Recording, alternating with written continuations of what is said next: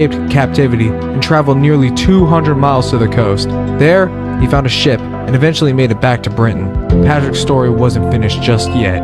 Part 4, the call to return. Years later, Patrick had another dream.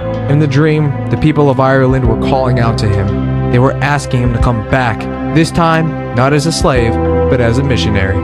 Patrick studied Christianity and eventually became a bishop. Then he returned to the very place where he had once been enslaved. Part 5, converting Ireland.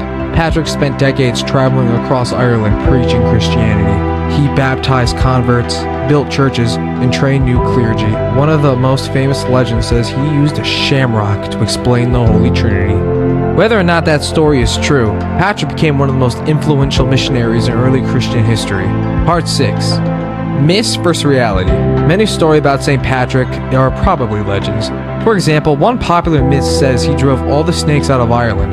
But scientists say there were never really any snakes in Ireland after the Ice Age. So the story might actually symbolize Patrick driving out pagan beliefs instead. Part 7, his legacy. Patrick died around the year 461.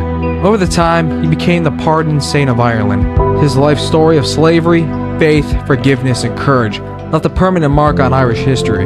Today, St. Patrick's Day is celebrated around the world, and behind the parades and green clothing is the story of a man who returned to the place of his suffering to share what he believed was the truth. More than 15 centuries later, the story of St. Patrick is still being told.